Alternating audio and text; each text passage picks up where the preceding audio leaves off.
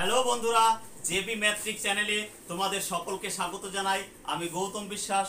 চলছে পশ্চিমবঙ্গ পুলিশ বোর্ডের সমস্ত পরীক্ষার জন্য গুরুত্বপূর্ণ অঙ্ক। সেখানে কিন্তু ডব্লিউবিপি কনস্টেবল রয়েছে, ল্যাডি কনস্টেবল রয়েছে, আবগারি পুলিশ রয়েছে, কলকাতা পুলিশ রয়েছে, ডব্লিউবিপির এসআই রয়েছে। সমস্ত পরীক্ষার জন্য কিন্তু গুরুত্বপূর্ণ অঙ্ক নিয়ে চলছে আলোচনা। বন্ধুরা, যারা আমার এই চ্যানেলটি মূলত কিন্তু তাদের জন্যই খোলা, যারা অঙ্ক নিয়ে ভয় পাও বা কম বোঝো। তোমাদের বলছি, তোমরা অবশ্যই প্রতিনিয়ত আমার চ্যানেলটিকে ফলো করো এবং যে অঙ্কগুলো আমি করাচ্ছি, এখন যে পেশার অঙ্কগুলো করাচ্ছি, সেগুলো কিন্তু খাতায় নোট করে রাখবে এবং বারবার প্র্যাকটিস করবে। তুমিও পারবে বন্ধু। হ্যাঁ বন্ধু, তোমাকে বলছি তুমিও পারবে। ভয় পেও না, তুমিও পারবে, গ্যারান্টি দিয়ে বলছি তুমি পারবে। আর যদি চ্যানেলটি এখনো সাবস্ক্রাইব করে না থাকো, অবশ্যই চ্যানেলটিকে সাবস্ক্রাইব করো এবং বন্ধুদের বেশি বেশি করে শেয়ার করে দাও। আর আরেকটা কথা মনে রাখবে, অবশ্যই বেল নোটিফিকেশনটাকে কিন্তু অল করে রাখবে, অর্থাৎ যখনই আমি নতুন ভিডিও আপলোড দেব অবশ্যই তোমাদের মোবাইলে নোটিফিকেশনটি যাবে। যাই হোক, কথা না বাড়িয়ে আমরা যাচ্ছি অঙ্কে। প্রথম অঙ্কটা দেখো, বলছে যে 45 মিনিটকে এক দিনের অংশ হিসাবে প্রকাশ করো। 45টা কিসে আছে বন্ধুরা? মিনিটে আছে। 45টা আসে কিসে? অবশ্যই মিনিটে আছে বন্ধুরা। 45টা কিসে আছে? মিনিটে। কিন্তু এইখানে কি আছে? একদিন। একদিন, তাহলে দুটো একক কিন্তু আলাদা। তার মানে তোমাকে মিনিটে প্রকাশ করে নিতে হবে বন্ধুরা। একদিন মানে কত? অবশ্যই 24 ঘন্টা। একদিন মানে কত? 24 ঘন্টা। কেন আমরা এইভাবে যাচ্ছি? কারণ এটা মিনিটে আছে। এই দুটো জিনিস কিন্তু একক কিন্তু আলাদা। তাই তোমার কি করতে হবে? অবশ্যই এক জাতীয় করে নিতে হবে। এক জাতীয় করে নিতে হবে। তাহলে এক জাতীয় করে নিতে হলে কি করতে হবে? অবশ্যই দিনটাকে আগে ঘন্টায় প্রকাশ করো। ঘন্টায় প্রকাশ করলে কি হবে? অবশ্যই একদিন মানে কত? 24 ঘন্টা। একদিন মানে কত? অবশ্যই 24 ঘন্টা। 24 কি ঘন্টা বন্ধুরা? তাও তো মিললো না, কারণ দুটো একক মিললো না। অর্থাৎ 24 ঘন্টা এদিকে আর এদিকে হলো মিনিট। তাহলে তোমাকে কি করতে হবে? অবশ্যই অবশ্যই কি করতে হবে? অবশ্যই তোমাকে ঘন্টাটাকেও কি করতে হবে? অবশ্যই মিনিটে আনতে হবে। তাহলে ঘন্টা থেকে মিনিটে যেতে গেলে কি করতে হবে বন্ধুরা? অবশ্যই 60 দিয়ে গুণ করলে কি হবে? মিনিটে চলে আসবে। এবার কিন্তু মিনিটে চলে এসেছে। তাহলে এত মিনিটের মধ্যে কত মিনিট? অবশ্যই 45 মিনিট। এইটা করলেই অঙ্কটা হয়ে যাবে।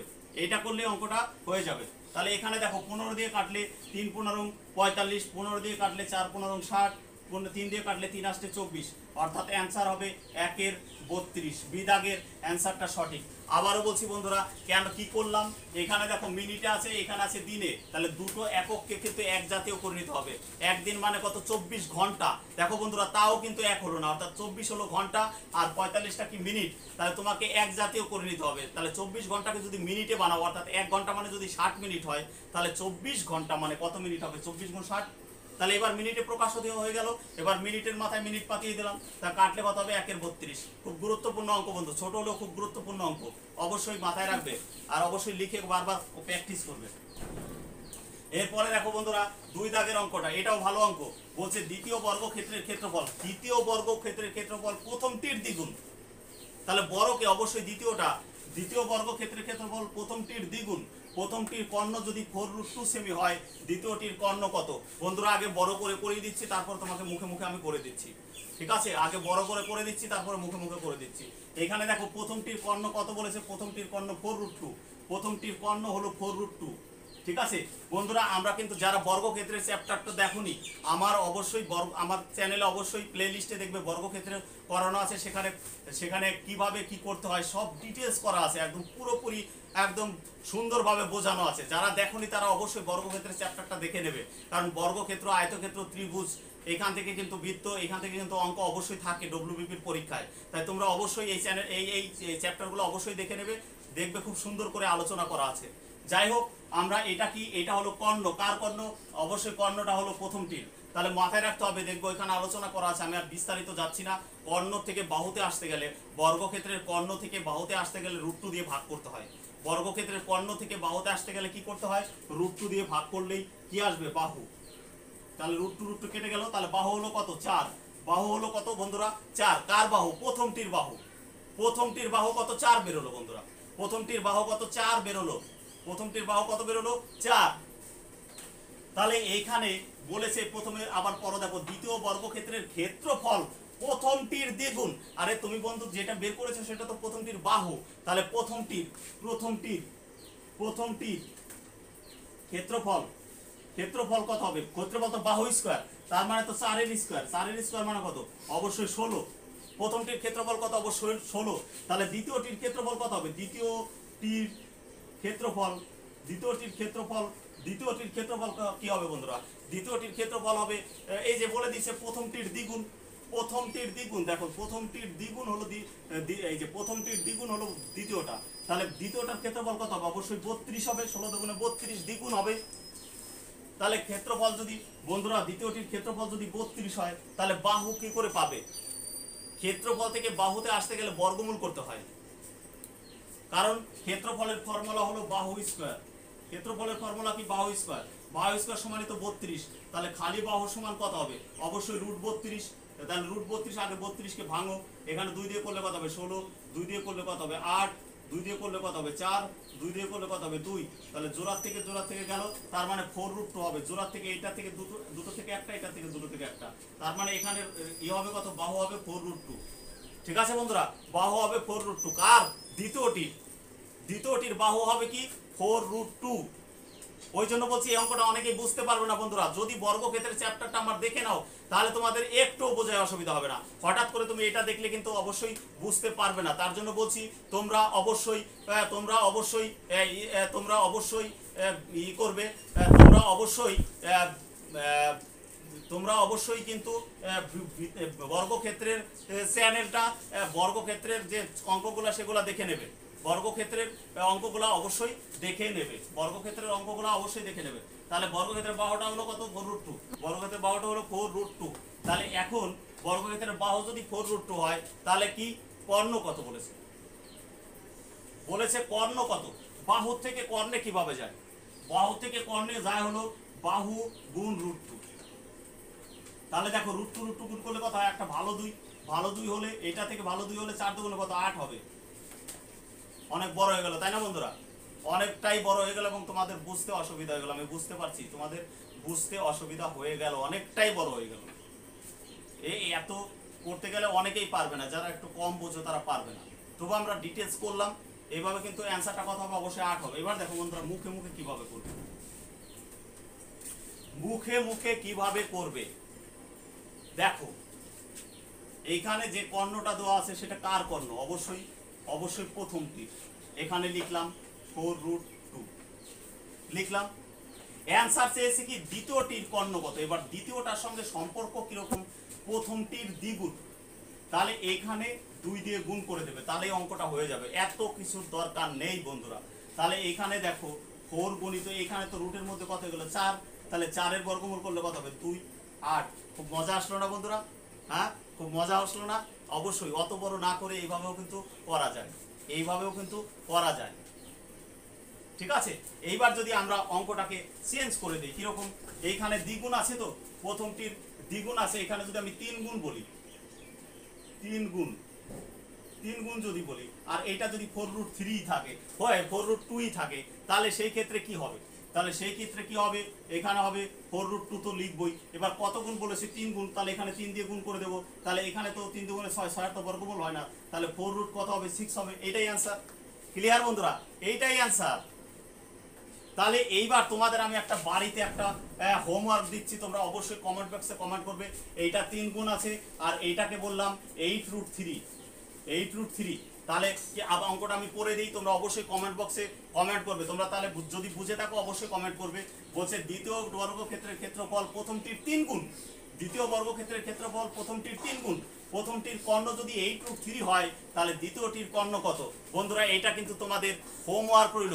তোমরা অবশ্যই তোমরা কমেন্ট বক্সে কমেন্ট করে জানাবে। ক্লিয়ার বন্ধুরা? এরপরে দেখো বন্ধুরা 3 দাগের অঙ্কটা বলছে 3টি সংখ্যা। এখানে একটা সিরিয়াল করি, ফার্স্ট, সেকেন্ড, থার্ড। কি বলছে? 3টি সংখ্যার মধ্যে দ্বিতীয়টি প্রথমটির দ্বিগুণ এবং তৃতীয়টির 3 গুণ। দ্বিতীয়টি প্রথমটির দ্বিগুণ এবং তৃতীয়টির 3 গুণ। তাহলে বলছে যদি সংখ্যাগুলির গড় হলো 44 হয়, তাহলে বৃহত্তম সংখ্যাটি কত? ঠিক আছে বন্ধুরা? তাহলে এইখানে আমি সবচেয়ে ছোট আমার কে? অবশ্যই তৃতীয় সংখ্যাটা হলো সবচেয়ে। 3টি সংখ্যার মধ্যে প্রথমটি হলো দ্বিতীয়টির দ্বিগুণ এবং তৃতীয়টির 3 গুণ। তাহলে কিন্তু সবচেয়ে ছোট সংখ্যাটা হলো কিন্তু তৃতীয়টিকে যদি আমি সাপোজ দুই ধরি, দুই ধরেছি, তৃতীয়টা দুই ধরলে প্রথমটা কত হবে বলেছে তো, তিনটি সংখ্যার মধ্যে দ্বিতীয় সংখ্যাটি প্রথমটির দ্বিগুণ, তৃতীয়টির তিন গুণ, তৃতীয়টির তিন গুণ কে দ্বিতীয় সংখ্যা, তাহলে এটা কত হবে, অবশ্যই তিন গুণ যদি হয় তাহলে অবশ্যই কত হবে 6। হ্যাঁ, এবার এখানে কি বলেছিল, তৃতীয় সংখ্যাটি দ্বিতীয় সংখ্যাটি প্রথমটির দ্বিগুণ, দ্বিতীয় সংখ্যাটা হলো প্রথমটির দ্বিগুণ, দ্বিতীয় সংখ্যাটা হলো প্রথমটির দ্বিগুণ, দ্বিতীয় সংখ্যাটা হলো প্রথমটির দ্বিগুণ, তাহলে এইটার দ্বিগুণ যদি এইটা হয় তাহলে এইটার অর্ধেক তো এইটা হবে, নাকি বলছো বন্ধুরা? এইটার দ্বিগুণ যদি এইটা হয় তাহলে এইটার অর্ধেক এটা হবে, তাহলে এইটা তো 3 হবে, দেখো এটা দ্বিগুণ হয়ে গেল। তাহলে সংখ্যাগুলো কি কি, একটা 3, একটা 6, একটা 2, এটা ধরে নিয়েছি। তাহলে এইগুলা যদি যোগ করো, এগুলা যোগ করলে কি বেরোবে বন্ধুরা, মোট বেরোবে। এগুলা যোগ করলে কি বেরোবে, মোট বেরোবে। তাহলে এখানে মোট কত, 6 আর 3 9, 9 আর 2 কত, 11, মোটটা কত 11, মোটটা কত বন্ধু 11। এবার তোমরা প্রশ্ন করতে পারো যে স্যার এখানে 2 ধরলেন কেন, 1 তো ধরতে পারতেন। আচ্ছা ভাই, এক যদি ধরতাম তো তাহলে পয়েন্টে চলে আসতো, তাহলে তোমাদের বোঝা একটু অসুবিধা হতো, ওই জন্য আমি 2 ধরেছি, অন্য কিছু না। তুমি 100 ধরতে পারতে, ওটা কোনো ব্যাপার না। 100 কেন, 1 লাখও ধরতে পারবে, বড় হয়ে যাবে। এই যা 1 ধরলে কি আসবে, এটা পয়েন্টে চলে আসতো, অন্য কিছু না, এটা পয়েন্টে চলে আসতো। এইবার দেখো এই তিনটের যোগফল কত, অবশ্যই 11, 6 3 9 2 কত 11। এবার দেখো এই যে 44, এই 44টা কি, 44টা হলো তিনটি সংখ্যার গড়, তাহলে 44 কিন্তু মোট না, 44টা কি গড়, তাহলে 44 যদি গড় হয় তাহলে মোট হবে কত, 44 গণিত 3 না, তিনটের কত 44, তিনটের গড় 44, তাহলে তিনটের মোট কত হবে 44 গুণ 3, আর আমার হিসাবে মোট কত 11, তাহলে এইটাও মোট এইটাও মোট সমান করে দিলাম। এবার অ্যান্সার চেয়েছি কি, অ্যান্সার সে বৃহত্তম সংখ্যাটা কত, বৃহত্তম সংখ্যাটা তো 6, তাহলে 11 মান যদি এটা হয়, 1 মান কত হবে, 1 মান এটা, আর বৃহত্তম মানে কত 6 মন কত হবে, এটা হবে। আর যদি ক্ষুদ্রতম চাইতো তাহলে 2 মান বের করতে হতো। ক্লিয়ার বন্ধুরা? তাহলে এটাকে কাটলে 4 11 44, 4 11 কত 44, তার মানে 3 4 12, 6 12 কত 72 হবে অ্যান্সার, বৃহত্তম সংখ্যাটা হবে 72। ক্লিয়ার বন্ধুরা? 72 হবে বৃহত্তম সংখ্যাটা, আর ক্ষুদ্রতম চাইলে 2 সমান বের করতে হতো। আচ্ছা এইবার দেখো 4 দাগের অঙ্কটা, 4 দাগের অঙ্কটা বলছে √0.1 0.81 1.21, তারপরে 0.009, এটার যোগফল কত। দেখো বন্ধুরা, এখানে তুমি আগে এরকম জিনিস থাকলে আগে দশমিক বাদ রাখবে, মনে মনে সংখ্যাটা নেবে, তাহলে সংখ্যাটা কত আছে 1, 1 বর্গমূল করলে বন্ধু কিন্তু 1 হয়, 1 বর্গমূল করলে কত হয় বন্ধুরা 1 হয়। এবার দেখো এখানে কত ঘর আগে দশমিক আছে, 2 ঘর আগে, বর্গমূল করলে অর্ধেক ঘর আগে দশমিক হয়। যদি 6 ঘর আগে দশমিক থাকে বর্গমূল করলে 3 ঘর আগে দশমিক হবে, যদি 10 ঘর আগে দশমিক থাকে বর্গমূল করলে 5 ঘর আগে দশমিক হবে। ক্লিয়ার? তাহলে এখানে দেখো 1 বর্গমূল 1, আর এখানে দেখো কয় ঘর আগে দশমিক, 2 ঘর আগে দশমিক, তাহলে দশমিক হবে কত 1 ঘর আগে, হয়ে গেল। এবার আসো এটা কত 81, 81 বর্গমূল করলে কত হয়, 81 বর্গমূল করলে হয় 9, 81 বর্গমূল করলে 9, আগে 9 তো লিখি, আগে 9 লিখলাম। এবার এখানে কত ঘর দশমিক আছে, দশমিক আছে 2 ঘর আগে, তাহলে কয় ঘর আগে হবে 1 ঘর আগে দশমিক, হয়ে গেল। এবার দেখো এইটা কত, এইটা হলো 121, দশমিক বাদ রাখো, 121 মানে কত, 121 মানে 11, 121 মানে কত বন্ধুরা 11, 121 মানে 11, 11 11 121। এবার 2 ঘর আগে দশমিক আছে, 1 ঘর আগে দশমিক হবে, হয়ে গেল। এইবার দেখো এইটা কত, এইটা অবশ্যই কত, এটা হলো 9, 9 এর বর্গমূল করলে কত হবে 3, 9 এর বর্গমূল করলে কত হবে 3, 9 এর বর্গমূল করলে হবে 3। এবার দেখো কত ঘর আগে দশমিক আছে, 4 ঘর আগে দশমিক আছে, 4 ঘর আগে দশমিক হলে তাহলে কয় ঘর আগে দশমিক হবে, অবশ্যই 2 ঘর আগে দশমিক হবে, এখানে এইরকম হবে। তাহলে এবার এটা যোগ করে দিলেই কিন্তু হয়ে যাবে। এখানে কত হবে 3, এখানে কত হবে 9 10 11 1, হাত আমার কত 1, 1 আর 1 2, 2.13, 2.13, এই দেখো 2.13। ক্লিয়ার বন্ধুরা? এটা কিন্তু খুব ভিভিআই অঙ্ক, এটা হলো ভিভিআই অঙ্ক, খুব ভালো অঙ্ক এই অঙ্কটা, ঠিক আছে। এরপরে দেখো 5 দাগের অঙ্কটা বলছে 45 এর 750, 45% মানে কি 45/100, এর মানে গুণ 750 বিয়োগ 25% মানে কত, অবশ্যই 25/100 গুণ 480। এই শূন্য আর এই শূন্য কেটে দিলাম, এই শূন্য আর এই শূন্য কেটে দিলাম, 5 দিয়ে কাটলে 5 দুগুণে 10, 5 দিয়ে কাটলে 5 নং 45, 5 দিয়ে এটা 5 দিয়ে কাটলে 5 দুগুণে 10, 5 5 25। ঠিক আছে বন্ধুরা? এটা এবার কি করবো, এটা যদিও কাটাকাটি যায় কিন্তু এটা তো কাটাকাটি যায় না, ঠিক আছে। তাহলে আমরা এক কাজ করি, এটা গুণ করে দেই। 9×75 কত হয়?